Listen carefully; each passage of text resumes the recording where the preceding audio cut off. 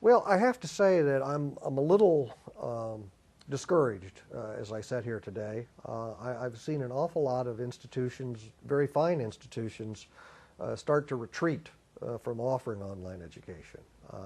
I've seen a number of programs close over the last couple of years. I'm sure money is a factor there. There's some retrenchment going on, faculty who have not been particularly accepting. So when we hear others say that our job is not done in terms of establishing the credibility of online learning, I'm afraid they're right. Now, I'm encouraged as I look to the future. There are 14 online institutions or distance education. Not all of them are online, but there are 14 institutions working together under this consortium with the name of Transparency by Design. And essentially what they're doing is that they are showing learning outcomes. They're measuring performance by their students to demonstrate that they can get learning outcomes equal to or greater than those from classroom programs. And they're doing it transparently. They're using nationally normed instruments that are used in traditional higher education. They're using the NESI, they're using MAP, they're using some other instruments to do this. I'm very excited at the prospect of what this may do in terms of changing attitudes about online learning. But the real opportunity, I believe, is in the open educational resource or open courseware arena. We all heard about MIT getting the $100 million a few years ago. Well, what's happened is that there now are hundreds of universities around the world that have been encouraged by the Hewlett Foundation and the OECD and UNESCO in Paris to put content out there available to individuals to participate in and take advantage of for free. We're separating credentials from knowledge, and we're making the knowledge available for free.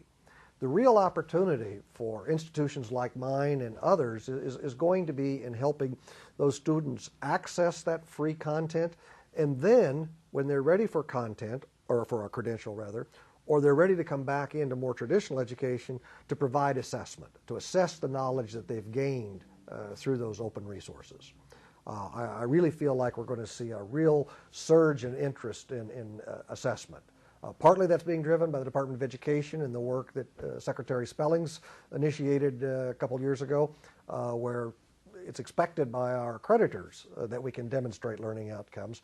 But we also need to be doing it for students around the world, not just in the U.S. One of the statistics that I've been struck by that really I think is one that we should take to heart is that something like half the world's population is under the age of 20. There are not enough brick and mortar universities on the globe to serve all the students. If we want the instrument of change for the future to be the computer rather than the AK-47, we're going to have to find ways of providing access to knowledge and the learning that students are going to need to participate in a global economy. So I'm really seeing that here in our own country, we've been concerned about the fact that there's been a decrease in the number of individuals completing high school. There's a decrease in the number of individuals completing college. There's a decrease in comparison to other countries of the world in the percentage of our population that has a degree of any kind. We've got to make education more accessible here at home, as well as making it available to people in other parts of the world. Well, I think they need to build an infrastructure, and this is the hard part. You know, I just spoke earlier about the fact that there's been some retreat on the part of some very fine universities.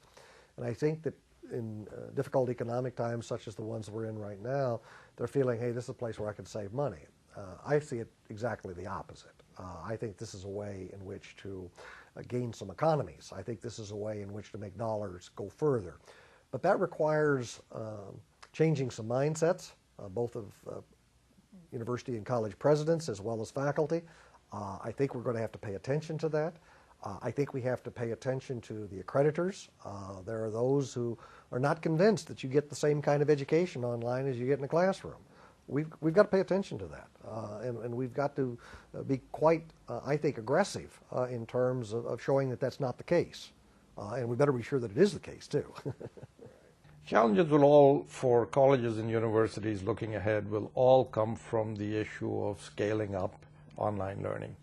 And we tend to think of at the Sloan Consortium, we tend to think of online education as being accessible through what we call the 5 pillars. And I guess the challenges you have are to continue to understand and improve each of the pillars. And the pillars are, 1, access, that is, reaching new people.